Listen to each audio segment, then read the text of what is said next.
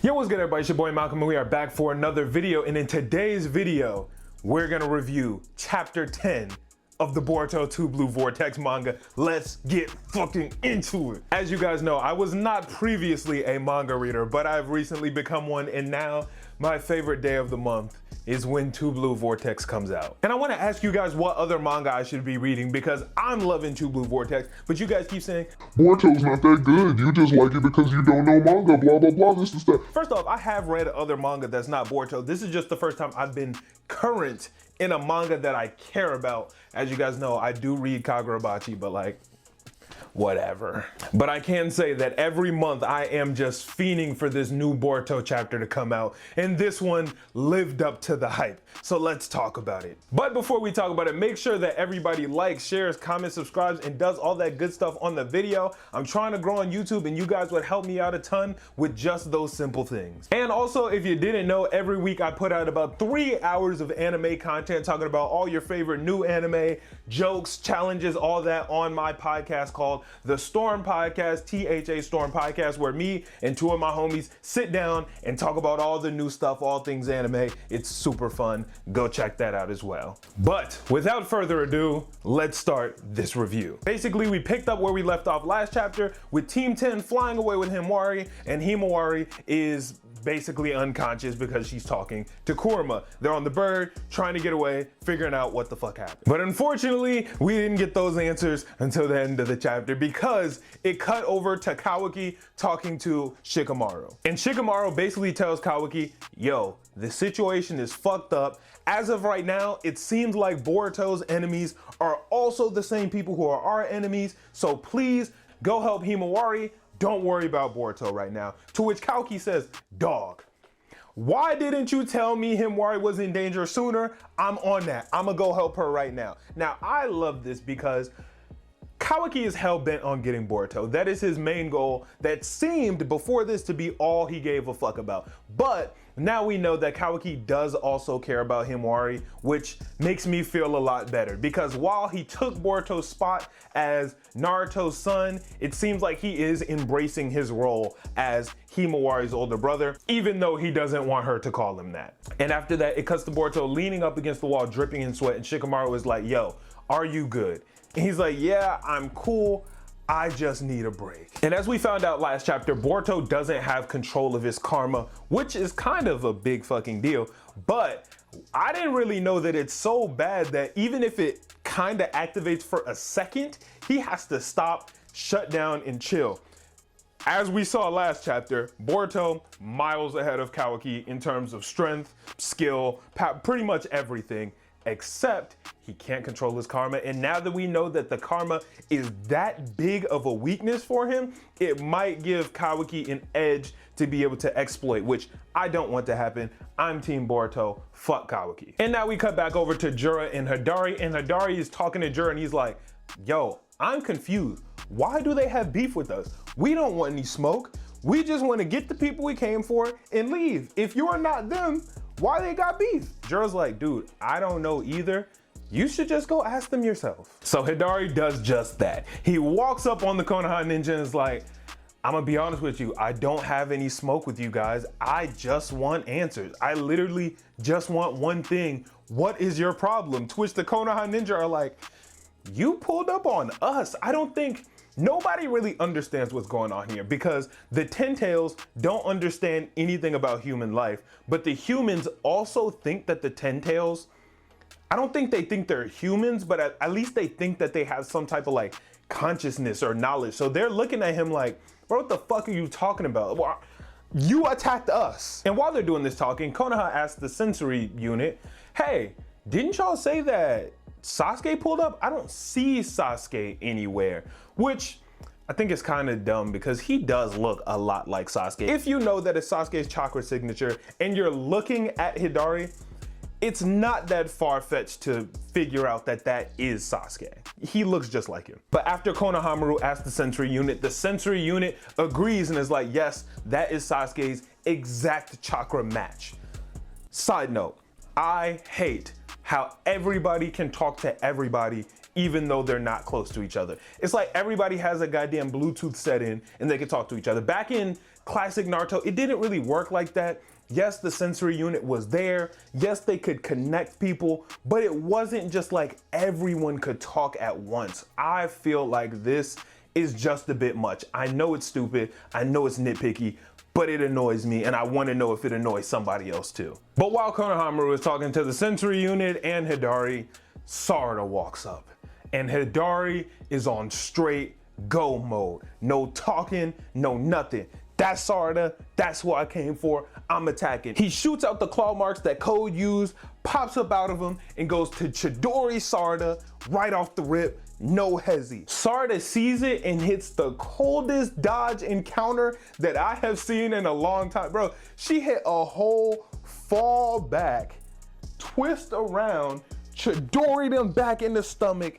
That shit was fucking epic. And not only was it epic, but I think it's pretty significant because yes, we've seen the claw grimes get fucked up by Boruto or whoever else, but I don't think we've seen any of the sentient Ten Tails get really harmed like that. If I remember correctly, and I might be wrong because, you know, these chapters come out monthly, but if my memory serves me right, I think she's the first one to do it because she Chidori'd him in the stomach and it looked like it did genuinely hurt him. Which one shows that they can be beat, and two, it shows how powerful Sarada is because Kawaki pulled up and tried to hit Hidari. Hidari dodged that shit instantly. Sarada was fast enough to do what Kawaki couldn't.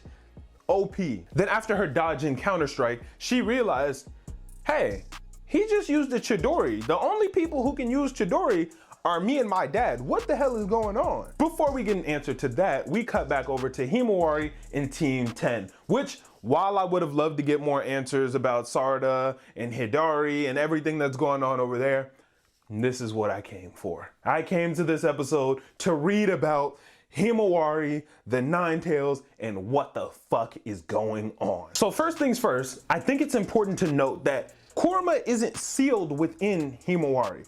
Naruto and Kushina and all the other tailed Jinchuriki had the tailed beast sealed within them to start. This wasn't the case. He just spawned within her, and we can see because in that little consciousness world, when Naruto first started as a Jinchuriki, those big gates were there, and you know, there was the cool scene where he opened them up later on, but that's not there for her. It's literally just him there and her there, and they're there together. Kurama then explains that in his battle with Ishiki, with Naruto, he was cooked. He got smoked and it was over with for him. But as we've heard before, tailed beasts can't die. They're always gonna be resurrected. Their chakra is gonna come back in form before. Now, I didn't know that they could form inside people. I thought they would just form back somewhere in the world, but I guess he got formed within Himawari, which awesome. I'm excited for that. Now, for the last month or 2 months, the community has been trying to speculate, figure out, get an explanation for how Kurama is inside Himawari. And I thought this was gonna be the chapter where we found the answer to that. And Kurama let us know that he doesn't know either. He basically said, maybe it's because you have some of my chakra from Naruto, maybe it's because you're Uzumaki and Hyuga, maybe it's your destiny. I don't fucking know. All I know is I'm here, which I think is kind of funny, but I also wish I had an explanation because I've watched a couple different videos trying to figure it out. I've read some posts. I've been trying to work it out in my brain, and to just not get an answer to that, it pisses me off a little bit. I can't lie, it does. But I also do think it makes sense because how the hell would Kurama know? It's not like he chose to be resurrected. It's just something that happened. And it seems like he's always been resurrected, not inside a person before. So he's probably just as confused as we are. Maybe we'll get an answer down the line, but if we don't, I guess I'm okay with that. Back outside Himawari's consciousness, they're still flying on Inojin's bird. Jura flies up, shoots a tail beast bomb out of his eye, knocks the wing off, and they go down. Chocho is like, yo, everybody grab onto me, gets big and saves them, which I fucking love. I think Chocho is way cooler than Choji ever was. This just made it even more apparent. And after they hit the ground, Jura pops up and he's like, yo, you guys are fucking awesome. Your teamwork is great. I'm sorry I have to kill you. And I felt the same way, not the kill you part, but I feel the same way because I think that this Team 10 is way cooler than the last Team 10. And that's no hate on Ino, Choji, and Shikamaru. But I think Inojin, Chocho, and Shikadai, way cooler, way better. Their teamwork this is just the best version of Team 10 I've seen. As all of this is going down, Himawari is begging Kurama, yo, please do something. I'm getting fucked up. My friends are getting fucked up. Help me, please. And I like this because we never really got a moment like this from Naruto. Himawari being a Jinchuriki and Naruto being a Jinchuriki are two completely different experiences. In the OG Naruto series, Naruto did lean on Kurama's chakra, but he never really asked for it because he hated Kurama. Everybody hated Kurama. He was absolutely terrified of it. So the chakra helped him a lot, but he never begged Kurama for help, really. I think it's an interesting juxtaposition to see Himawari asking Kurama for help because she trusts him. She's kicked it with Shukaku. He lives in a pot in her crib. I don't know if that's manga canon or not, but she's not really scared of Tail Beast. These are people that she more or less trusts and respects. Her dad is gone as far as she knows, and this is the closest thing that she has to him. She knows that Kurama is a trusted individual. She's somebody who can help me the same way he's helped my dad, same way he's helped my family all the times in the past. So please, I'm in danger. My brother's not here, my dad's not here, my mom's not here, but Kurama is here. Help me, please. I think that was, I don't know, something about that moment was just cool for me because it's so different than Naruto and Kurama's relationship. And after her begging and pleading for help, Kurama said, nah, you got it. This ain't got shit to do with me. If you want to make it work, you do it. But she says, yo, I don't know how to help myself even with your power. To which Kurama said, which I think might be the most confusing and coolest part of this chapter. He says, you have the best affinity with my chakra that I've ever seen. Naruto did a great job with my power, but I can feel that your chakra is a better match. Make it happen yourself. Now, the big question is, how does Himawari have a better affinity than Naruto does, or anybody has for that matter? I don't really get it. At first I thought, yeah, she might have a better affinity because she has some of the chakra from Naruto. Obviously, the chakra was in Naruto when Naruto and Hinata created Himawari. So naturally, some of that chakra would get passed down. But then I thought about it and I was like, well, Kushina was also a Jinchuriki the entire time she was pregnant with Naruto. So if that's the reason why Himawari had a better affinity, it would be the same for Naruto because Kushina gave birth to Naruto and that chakra would have passed down the same way. Then I thought maybe it's because Kurama's chakra was unsealed for so long with Naruto. Kushina had Kurama for a long time. Naruto had him longer, but Naruto also had Kurama unsealed for a long time. They were actually friends, they kicked it, they were close. Now maybe that has something to do with it. It could be because his chakra was unsealed in Naruto, that unsealed chakra was able to spill out into Boruto and Himawari. That might be it. Once again, maybe it has something to do with the fact that she was around Naruto so long as well. Her being around him, being around Kurama, knowing Kurama could have been affecting her chakra from an early age. I really don't know what it is, but somehow it affected Himawari and now she has a better affinity, which I cannot wait to see because Naruto is probably undebatably the strongest shinobi we've ever seen before Boruto, of course. But he was able to do some incredible things with Kurama in the KCM chakra mode. What the hell is Himawari going to be able to do? Because she is going to be so much stronger than he was because even Naruto wasn't a perfect match and she is much closer to that. I can't fucking wait. Kurama gives her this little pep talk and it hypes her up. She's like, yo, let me get in there. Let me at him. She flies in there, sends out a big kick, and he catches it. And it reminded me of Miwa in Jujutsu Kaisen, where she's like, all right, I'm gonna make a binding vow. I'm gonna give it everything I have, and I'm gonna slice. And the sword got caught and broken, and it was over with. This is the same thing because Jura grabbed her leg, absolutely fucking crunches it, and throws her to the ground. This scene, that shit kinda hurt. Seeing her leg get crunched and face the opposite direction and just discarded, I'm not gonna lie, that was tough to watch. That was really fucking tough to watch, especially it being Himawari, her being as young as she is. Like, a lot of the other ninja, they're older and they're kind of ready for this. I don't know, that shit hurt me to see it. After he throws her down, he goes to devour her or absorb her, as he said, which same thing, shit still fucking sucks. We don't want it to happen. Starts to put her in a tree, and Inojin is like, nah, fuck that. Sends out a little dog. That shit gets smacked the fuck out the way, cause duh. Inojin decides to just straight up attack. He's like, fuck it, I'm going in there, which I loved. I thought that was super fire. Shikadai is like, no, don't do that, which is kind of crazy because we still do want to save Himawari, but I get it. Inojin is obviously going to get cooked by Jura, so why would he go in and attack? Especially when Inojin isn't even a hand-to-hand combat type of guy. That just shows how serious Inojin was about this moment. But he goes in and tries to make it happen and gets absolutely pulverized. He got cooked really fucking bad. There's literally a whole mini mountain through his goddamn chest. And while I love deaths, I think character deaths are very good for stories. I don't want Inojin to die. He's probably one of my favorite characters in the show. I don't want him to die. He's barely gotten any time. I really hope he's not dead. I really hope he's not dead. I don't think he is because it's so early.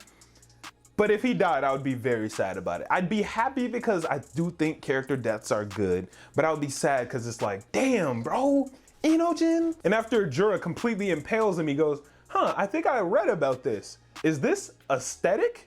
Which was weird and confusing, but I also think it's fucking crazy to say to a guy you just neji'd. Like, you gonna smoke him like that and then call it aesthetic?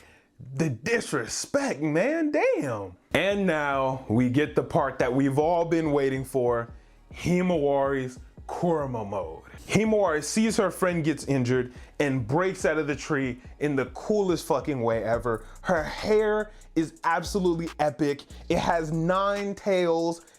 This shit was cool as fuck. But I did notice it looks very different than any of Naruto's Kurama modes. As we've seen, Naruto's cloak modes look way different than this. Even his KCM 1 and 2 modes look super different from this. Every single mode we've seen from Naruto looks nothing like Himawari's mode. I would assume that this has to do with the fact that her chakra is a better match than Naruto's was. Which then got me thinking, because something similar also happens in the Naruto universe. It made me think about Sage mode. When Jiraiya does Sage mode, it looks a lot different than when Naruto does Sage mode. The show states that because Naruto is better and more efficient at Sage mode than Jiraiya was, he looks a lot more like himself and less like a giant frog monster. So I feel like this Himawari Kurama situation is a lot like that. I think that because Himawari is a better match for Kurama than Naruto is, hers looks a lot more like herself. She doesn't have any type of cloak or glow or anything like that. She just has the eyes and her hair.